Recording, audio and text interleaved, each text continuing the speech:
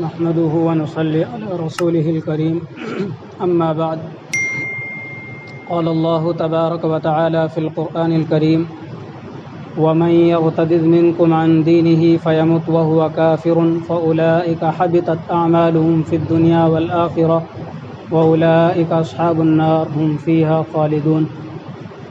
قال النبي صلى الله عليه وسلم من بدل دينه فاقتلوه او کما قال علیہ الصلاۃ والسلام. پیارے بزرگوں اور عزیز نوجوانوں، پچھلے کئی ہفتوں سے آپ حضرات کے سامنے جنازے کے مسائل پر بات چل رہی تھی.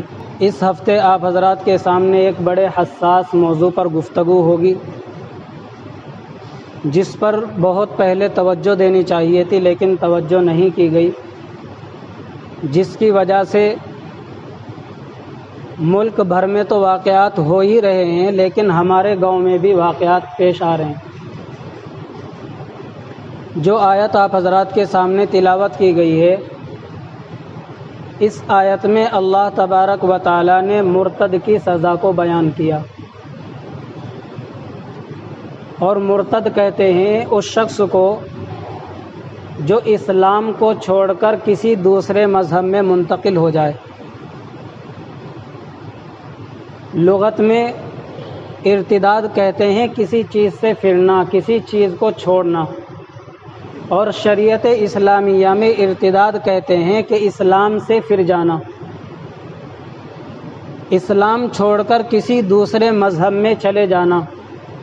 اور جو شخص اسلام چھوڑ کر کسی دوسرے مذہب میں جاتا ہے، اسلام چھوڑ کر کسی دوسرے مذہب کو اختیار کرتا ہے، تو ایسے شخص کو مرتد کہتے ہیں.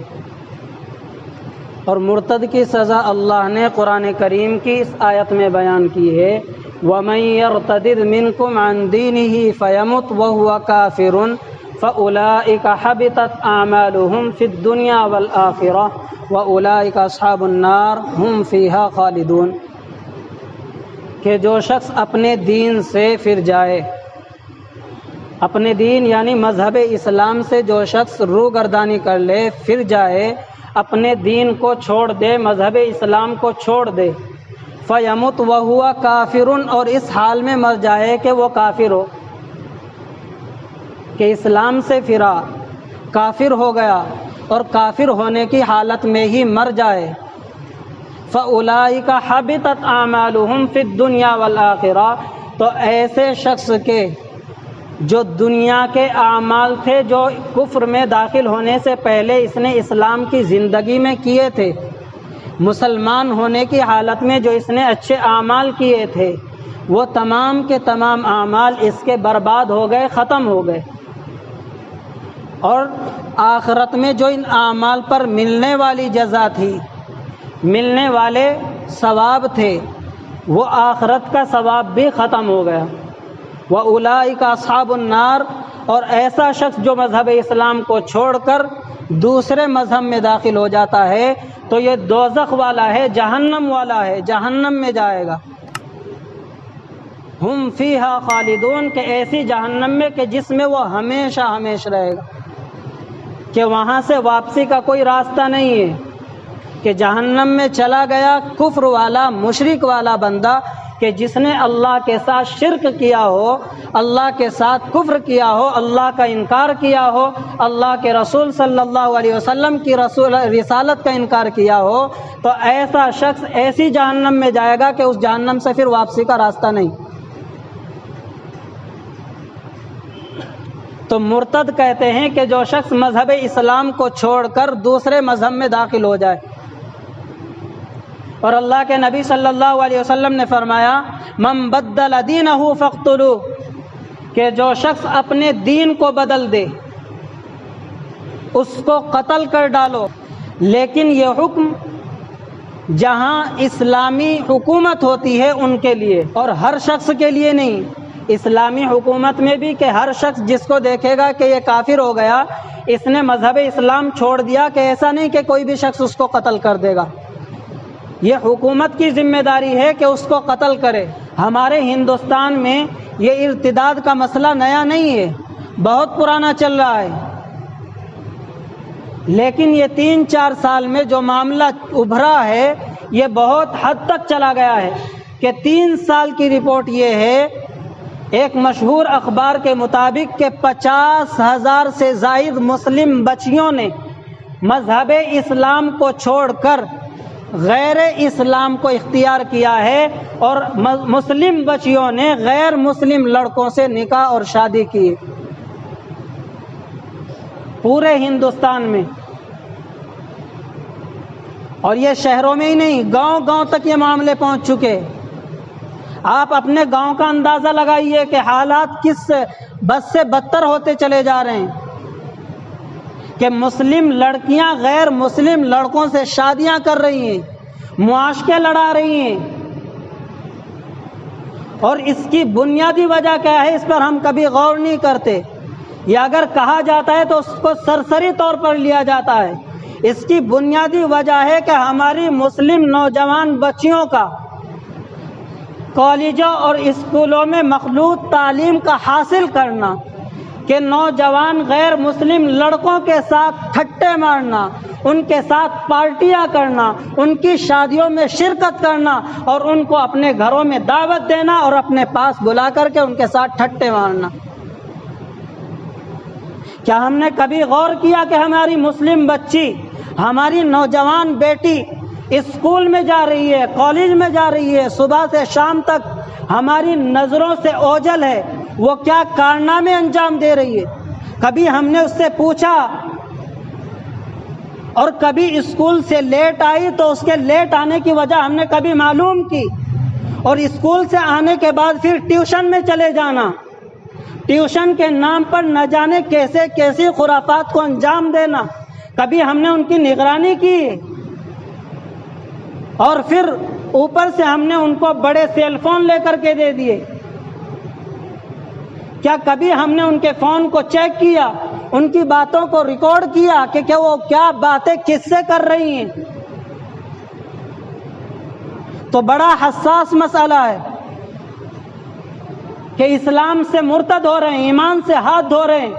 انبیاء علیہم السلام ڈرتے تھے کہ کہیں ہمارا ایمان ختم نہ ہو جائے، سلب نہ ہو جائے، جبکہ وہ انبیاء تھے، اللہ کے مقرب بندے تھے، معزز تھے، ان کا ایمان سلب نہیں ہو سکتا تھا، ان کا خاتمہ ایمان پر یقینی تھا۔ حضرت ابراہیم علیہ السلام اللہ سے دعا مانگ رہے ہیں، وَجْنُبْنِي وَبَنِيَّ أَن نَّعْبُدَ الْأَصْنَامَ، کہ اللہ حضرت ابراہیم علیہ السلام کی اس دعا کو قرآن میں نقل فرما رہے ہیں کہ حضرت ابراہیم علیہ السلام یہ دعا فرما رہے ہیں کہ میری اور میرے بچوں کی، میری اولاد کی حفاظت فرمائیے اس چیز سے کہ کہیں ہم بت پرست نہ بن جائیں۔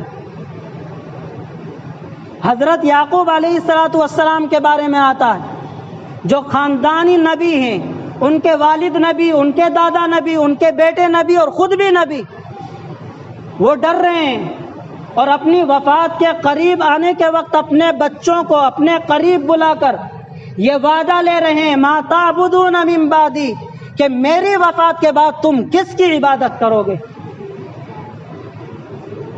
میری وفات کے بعد تم کس کی عبادت کرو گے؟ اپنے بچوں سے، اپنے لڑکوں سے اس کی گواہی لے رہے ہیں۔ قالوا نعبد الہک و الہ آبائک ابراہیم و اسماعیل و اسحاق، تو ان کے بچوں نے، ان کے لڑکوں نے کہا کہ ہم اسی رب کی عبادت کریں گے جو آپ کا رب ہے، آپ کے ابا کا رب ہے، آپ کے دادا کا رب ہے، حضرت ابراہیم، حضرت اسحاق، کہ ان کا جو رب ہے ہم اسی کی عبادت کریں گے، یعنی توحید پر قائم رہیں گے۔ حضرت یوسف علیہ السلام بھی ڈر رہے ہیں اور نیک لوگوں کے ساتھ شامل ہونے کی دعا کر رہے ہیں، خاتمہ بالخیر کی دعا کر رہے ہیں۔ فاطر السماوات والارض انت ولی فی الدنیا والآخرہ توفنی مسلما والحقنی بالصالحین، کہ اے زمین و آسمان کے پیدا کرنے والے، انت ولی فی الدنیا والآخرہ، تو ہی ہے میرے دنیا کے کاموں کو بنانے والا، توفنی مسلما، مجھے مسلمان ہونے کی حالت میں وفات دینا، والحقنی بالصالحین، اور مجھ کو نیک لوگوں کے ساتھ شامل فرمانا۔ حضرت یوسف علیہ السلام دعا فرما رہے ہیں۔ اور جو امام الانبیاء ہے حضرت محمد مصطفیٰ صلی اللہ علیہ وسلم وہ بھی ڈر رہے ہیں، وہ بھی اپنی احادیث پاک میں تذکرہ آتا ہے۔ حضرت ام سلمہ رضی اللہ تعالیٰ عنہ سے کسی نے پوچھا کہ ام المؤمنین جب حضور پاک علیہ الصلوۃ والسلام آپ کے پاس ہوتے ہیں تو کیا دعا سب سے زیادہ مانگتے ہیں؟ حضرت ام سلمہ نے بیان کیا کہ حضور پاک علیہ الصلوۃ والسلام کو میں نے دیکھا ہے کہ کثرت کے ساتھ اس دعا کا اہتمام کرتے ہیں، یا مقلب القلوب ثبت قلبی علی دینک، کہ اے دلوں کے پھیرنے والے میرے دل کو ثابت قدم رکھ۔ ہمارا ایمان تو اس درجے کا بھی نہیں ہے، وہ تو انبیاء تھے، صحابہ تھے، وہ ایمان سے ڈر رہے ہیں کہ کہیں ہمارا ایمان آخری وقت میں ہم سے سلب نہ ہو جائے، اور ہم اپنے ایمان کے بارے میں ذرا بھی توجہ نہیں کر رہے، بالکل لاپرواہ ہیں، سست ہو رہے ہیں، اپنی بچیوں سے اپنے بچوں سے لاپرواہ ہو گئے۔ ہماری بچیاں کدھر جا رہی، ہمارے نوجوان طبقہ کدھر جا رہا ہے، ایمان سے بے خبر ہے، جوا میں ہے، سٹے میں ہے، اور سب سے بڑی بات تو یہ ہے کہ ایمان سے ہاتھ دھو رہے۔ ایمان سے بڑھ کر کوئی بڑی نعمت نہیں ہے۔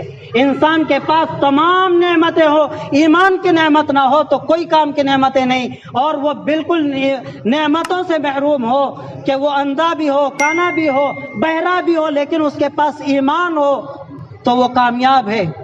تو اس لیے یہ حساس مسئلہ ہے، اس کو لینے کی ضرورت ہے، دلوں پر لے اور محنت کرے، اپنے بچوں کو دینی تعلیم عقیدہ صحیح کرائے۔ اللہ تبارک و تعالی عمل کی توفیق عطا فرمائے۔ وما توفیقی الا باللہ۔